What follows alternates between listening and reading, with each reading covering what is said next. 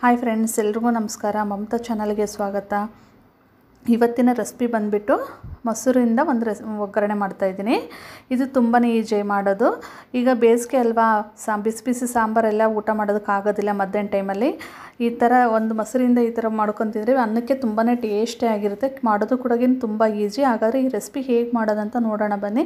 ಮೊದಲಿಗೆ ನಾನು ಒಂದು ಬೌಲಷ್ಟು ಮೊಸರು ತೊಗೊಂಡಿದ್ದೀನಿ. ಮೊಸರು ತೊಗೊಂಡ್ಬಿಟ್ಟು ಒಂದು ವಿಸ್ಕರಿಂದ ನಾನು ಈ ಥರ ಒಂದು 2ರಿಂದ 3 ನಿಮಿಷಗಳ ಕಾಲ ಈ ಥರ ಎಲ್ಲ ಚೆನ್ನಾಗಿ ಮೆಲ್ಟ್ ಮಾಡ್ಕೋಬೇಕಾಗುತ್ತೆ. ಮೊಸರೆಲ್ಲ ಚೆನ್ನಾಗಿ ಇದಾಗಬೇಕು.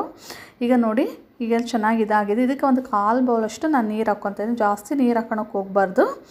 ಈಗ ನೆಕ್ಸ್ಟ್ ಒಗ್ಗರಣೆ ಮಾಡ್ಕೊತಾ ಇದ್ದೀನಿ. ಒಗ್ಗರಣೆ ಮಾಡ್ಕೊಳೋದಕ್ಕೆ ನಾನಿಲ್ಲಿ ಒಂದು ಪಾತ್ರೆ ಇಟ್ಬಿಟ್ಟು ಒಂದು 2ರಿಂದ 3 ಟೇಬಲ್ ಸ್ಪೂನಷ್ಟು ಎಣ್ಣೆ ಹಾಕ್ಕೊತಾ ಇದ್ದೀನಿ. ಇದು ಎಣ್ಣೆ ಚೆನ್ನಾಗಿ ಕಾಯಬೇಕು. ಕಾದ್ಮೇಲೆ ಒಂದು ಅರ್ಧ ಟೇಬಲ್ ಸ್ಪೂನಷ್ಟು ಸಾಸಿವೆ ಮತ್ತು ಜೀರಿಗೆ ಹಾಕ್ಕೊತಾ ಇದ್ದೀನಿ. ಇದು ಚಟಪಟ ಅಂತ ಸಿಡಿದ ಮೇಲೆ ನಾನಿಲ್ಲಿ ಒಂದು ಮೀಡಿಯಮ್ ಸೈಜ್ದ ಈರುಳ್ಳಿನ ಕಟ್ ಮಾಡಿ ಇಟ್ಕೊಂಡಿದ್ದೆ, ಅದು ಮತ್ತು ಕರಿಬೇವಿನ ಸೊಪ್ಪು ಎರಡೂ ಹಾಕ್ತಾಯಿದ್ದೀನಿ. ಮತ್ತು ಹಸಿಮೆಣ್ಸಿನ್ಕಾಯಿ 2 ಕಟ್ ಮಾಡಿ ಇಟ್ಕೊಂಡಿದ್ದೆ, ಅದನ್ನು ಸಹ ಹಾಕ್ತಿದ್ದೀನಿ. ಒಂದು 50% ಅಷ್ಟೇ ಬೇಯಿಸ್ಕೋಬೇಕಾಗುತ್ತೆ. ಜಾಸ್ತಿ ಏನು ಬೇಯಿಸ್ಕೊಳಕ್ಕೆ ಹೋಗ್ಬಾರ್ದು ಈ ಒಗ್ಗರಣೆಗೆ, ಮೊಸರಿಗೆ.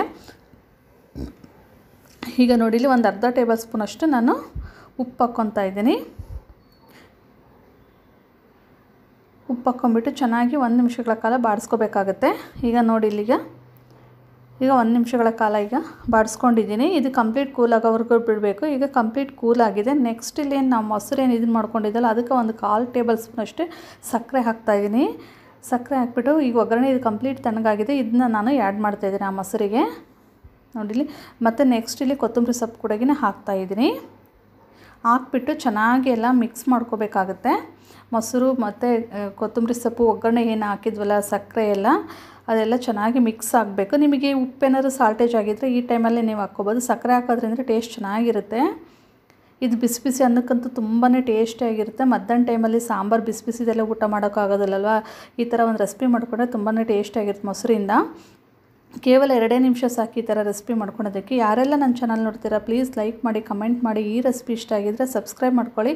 ಮತ್ತು ಪಕ್ಕದಲ್ಲಿರ್ತಕ್ಕಂಥ ಬೆಲ್ ಐಕನನ್ನು ಕ್ಲಿಕ್ ಮಾಡಿ. ಮತ್ತು ನಾನು ಯಾವುದೇ ಹೊಸ ವೀಡಿಯೋ ಹಾಕಿದರೆ ನಿಮಗೆ ನೋಟಿಫಿಕೇಷನ್ ಬರುತ್ತೆ.